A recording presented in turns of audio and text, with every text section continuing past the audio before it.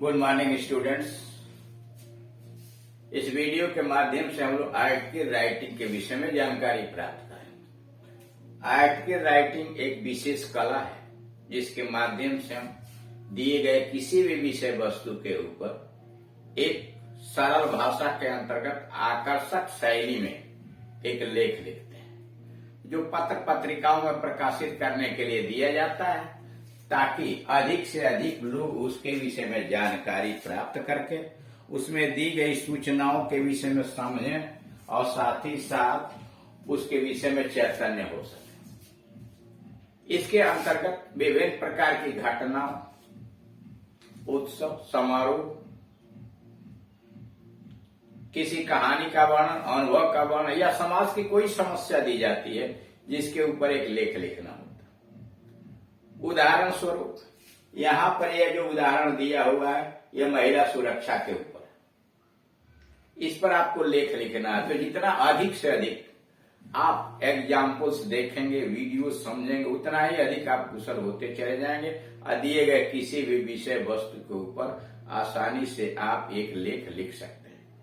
हम यहाँ सीधे उदाहरण पर आ रहे हैं कि सबसे पहले जो विषय वस्तु दिया गया उसे सावधानी पूर्वक पढ़िए, समझिए कि वो किस विषय पर दिया हुआ है, उसमें क्या क्या पॉइंट्स बन सकते हैं और दिए गए विषय वस्तु पर जो भी पॉइंट्स अच्छी तरह से हैं उनको क्रमबद्ध तरीके से अलग अलग पैराग्राफ में लिखने का प्रयास कीजिए। जैसे दिया है राइट एन आर्टिकल, एक आर्टिकल लिखिए इन 100 to 150 वर्ड, 100 से लेकर 150 शब्दों के बीच एक आर्टिकल लिखिए on how we can make India carefree, कि हम किस प्रकार से भारत को चिंता मुक्त बना सकते हैं। Words on how we can make India carefree, हम भारत को कैसे चिंता मुक्त बना सकते हैं। एंड एंजॉयबल प्लेस, और आनंददायक स्थान बना सकते हैं फॉर वुमन, महिलाओं के लिए, when they can go wherever they like, तो without any fear, जब यहाँ की महिला कहीं भी जहां वह चाहे बिना किसी डर के जा सकें, आप being stared at, without any fear, आप बीइंग स्टेयर्ड, जहां उसे लोग घूर के न देखें। मोलेस्टेड, छेड़छाड़ न करें। डिस्क्रिमिनेटेड, आप भेदभाव न करें। अगेंस्ट, जिनके खिलाफ न कोई छेड़छाड़ हो, न कोई घूर के देखे, न भेदभाव की प्रक्रियाएं हो आदि। यू आर नितिन, नीतू, आपका नाम नितिन अथवा नीतू है। मतलब यह महिला सुरक्षा के ऊपर यहाँ एक लेख लिखना है। उन्हें क्या क्या परेशानियां होती हैं, उसमें कौन कौन सी सावधानियां बरतनी चाहिए और सार्वजनिक रूप से जनता को और सरकार को क्या क्या कदम उठाने चाहिए। हेडिंग बनाया women safety in India, Bharatvarsh में महिला सुरक्षा, बाय नितिन या नितिन के द्वारा यह लेख लिखा जा रहा है। वुमेन इन इंडिया टुडे, भारत में आज स्त्रियां are becoming the most valuable section, vulnerable section, छेड़ चपेट में आने वाले vulnerable section as far as their safety. सुरक्षा के दृष्टिकोण से देखा जाए तो भारतवर्ष के अंतर्गत आज स्त्रियां सबसे अधिक चपेट में आ रही हैं। एंड सिक्योरिटी इन कंसर्न, जहां तक सुरक्षा की बात है और महिला सुरक्षा की बात है और उनसे सावधानी पूर्वक रहने की बात है, तो भारतवर्ष के अंतर्गत वे सबसे अधिक चपेट में आ रही हैं। यानी भारतवर्ष में महिलाओं के साथ अधिक से अधिक अत्याचार हो रहे हैं। When we turn the pages of the newspaper, जब समाचार पत्र के पन्नों को पलटते हैं, we are pained when we come across, तो हमें बड़ा तकलीफ होता है जब हमें अचानक दिखाई देता है many headlines, बहुत सारे हेडलाइंस, शीर्षक दिखाई देते हैं। Repeating cases of the more stone, जहां बहुत सारे हेडलाइंस दिखाई देते हैं छेड़छाड़ के, मोलेस्टेशन छेड़छाड़ के, हैरेसमेंट उत्पीड़न की घटनाएं दिखाई देती है, ट्रैफिकिंग तस्करी की घटनाएं दिखाई देती हैं, इल ट्रीटमेंट और दुर्व्यवहार का ऑफ वुमेन इन 4 वॉल्स, घरेलू महिलाओं के साथ भी अत्याचार दिखाई देते हैं, of house violence against women in the remote areas etcetera, और सुदूर इलाकों में महिलाओं के साथ हिंसा की घटनाएं पढ़ने को मिलती है। जब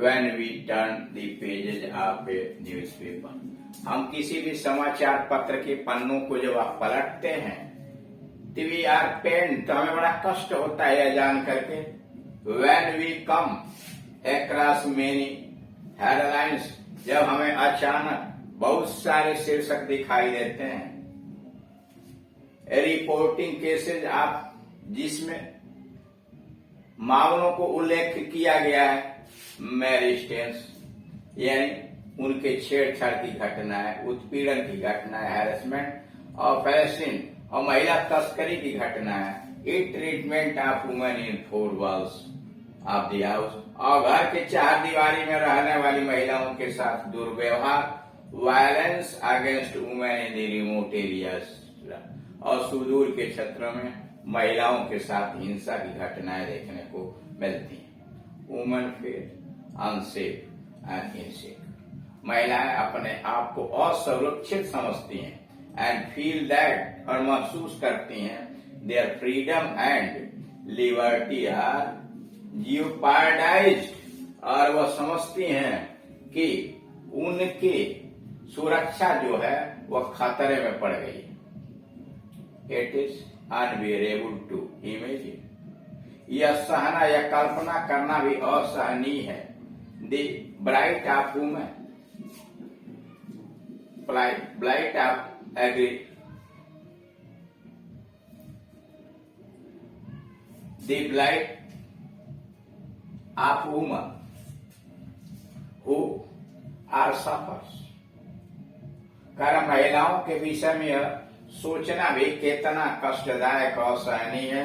the plight of women who are suffers, वे महिलाएं जो इसका सफरर्स हैं, पीड़ित हैं, सच क्राइम ऐसे अपराधों का, अगेंस्ट देम उनके खिलाफ। It is a jolt on the confidence, यह तो उस विश्वास के ऊपर झटका है of the woman of the society, समाज के महिलाओं के ऊपर, एंड आवर जुडिशियल सिस्टम, और हमारे न्यायिक प्रथा, न्यायिक संस्था के ऊपर भी यह एक तरीके से हमला है कि न्याय व्यवस्था के ऊपर भी यह एक तरह का हमला प्रदर्शित किया गया है।